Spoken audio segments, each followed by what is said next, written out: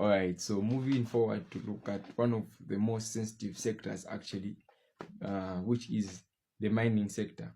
So lately in 2021, we noticed majority of investors in the two main mines that we have in Zambia, which is Mopani and KCM. We noticed that investors hence withdrew in investing in these two companies because of political stability in our country then.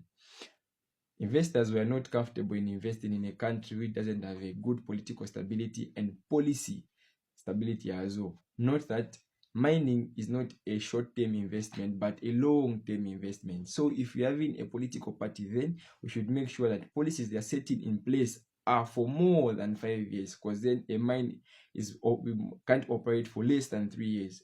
It only operates for 3 years and above. So if you are setting up policies, make sure policies that are there are stable policies that will be there for years to come, as the company is actually manufacturing or producing something. So investors notice that it wasn't safe by then to invest in a country which doesn't have stable policies and a stable political stability. Hence they withdrew.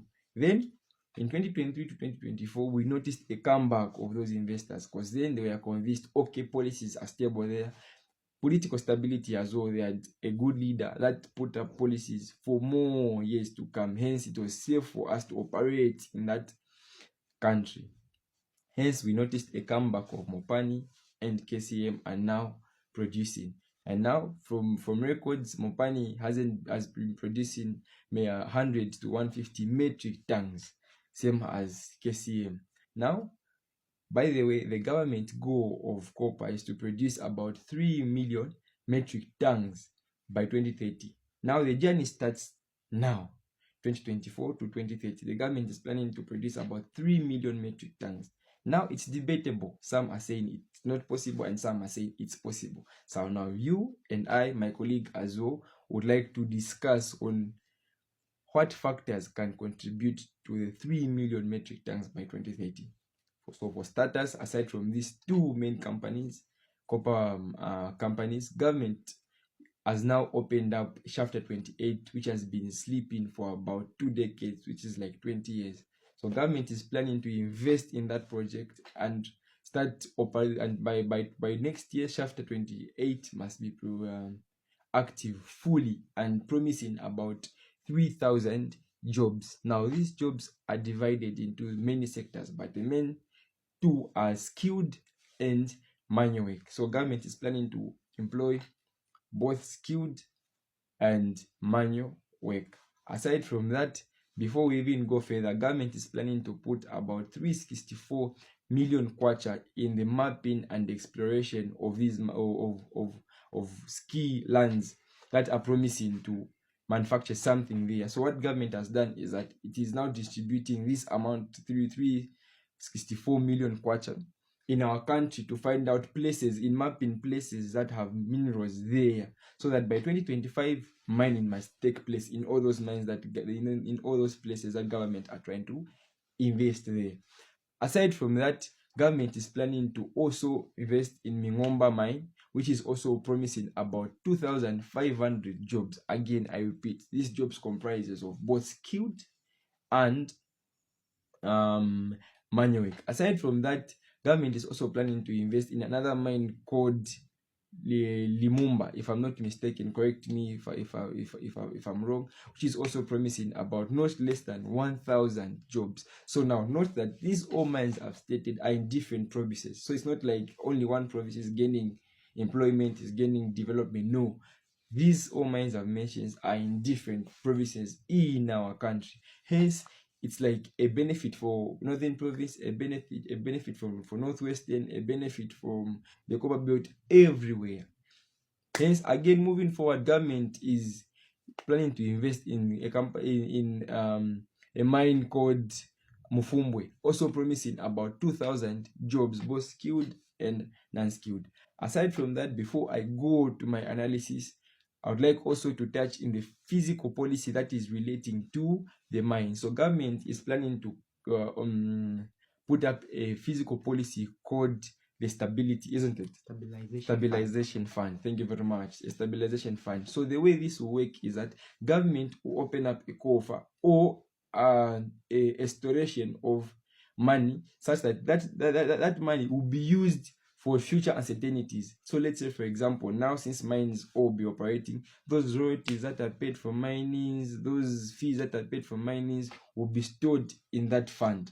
So that fund will be working in case of any uncertainties, let's say drought, let's say maybe any uncertainties from abroad, geographical uncertainties. Government will use that money, not from borrowing, but government will get that money and fund for that uncertainty so that it doesn't affect us like it has been affecting then. So in 2025, we've seen how, in 2024, sorry, we've seen how drought has affected us very bad. Hence, we didn't plan for it. We didn't have any reserves to, account for that uncertainty. But now government came in and looked, okay, see, we don't want this again to affect our people again. So what should we do? Let's open up a fund. So that fund will be used if again drought comes in. We'll get that fund and allocate it to that uncertainty so that it doesn't affect us the way it has affected us these past years. Now, coming to my analysis, my friend here talked about the GDP. So I would like to talk about the GDP as well and what the GDP contains. So GDP is mainly built with 3 or 4 things. Firstly, it's built with consumption. Consumption simply means that how are people at a micro level consuming? Are people stable in our micro environment? So let's say, for example, the government will check, am I stable enough? Am I eating 3 meals a day? Are my family eating as well? Okay, they are. Is his family also eating? Is he having a stable job? Yes. Then an aggregate of all of us as a micro level is forming up the consumption of the GDP. Again, here is an investment. The second one is an investment. So government will check, are private sectors and public sectors all operating? Do they have investors there? If they do, are they operating efficiently? Yes. Thirdly, we do have government spending. Government spending is where we see now development of infrastructure, development of jobs, like he has said, in the public, in the health and education sectors. Lastly, we'll look at the net export. So net export is just simply a balance with things that we are importing and things we are exporting. Importing simply means that things that we are buying outside country, and things exporting simply means that things that we are now selling out of a country, isn't it? So mine plays a role in almost all the 3. Let me give you an example. So if investors come in, we are exporting copper to other countries. So it simply means that our next export is balanced. Our exports is more than our imports. That is a balanced net export. So government after 2025, if this all go through, we will notice that government now will be exporting more copper than it has been exporting before. Hence, our net export will be balanced. On the other hand, investments are taking place. I'm just from saying government is from investing about 365 million kwacha. So it simply means that now investors are more attracted. Investors from Mopani, KCM, Chapter 28 are now coming in because now they've seen that there's a stable political stability there.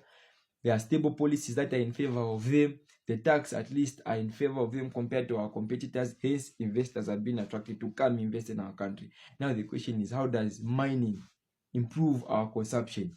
Like I said, the least government is promising us in each mine here is a 1,000 job of skilled and manual. So it simply means that majority of the people now will be employed. And if people are employed, it's either they've got a salary or a wage, isn't it? So for so long as they've got a salary and they've got a wage, they've got capacity to spend.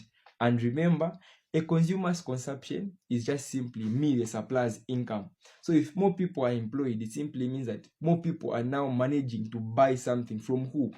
Suppliers, isn't it? So it simply means that more people have money, hence more people will be now consuming to who? The supplier who are selling. So if I've got a shop near, let me say, Luansha, where Chapter 28 is being opened, it simply means that I know that people are employed there. Hence, even my business will be doing good. Because if they are paid, milling will be bought from my shop. Bread will be bought from my shop. Drinks, water will be brought from my shop.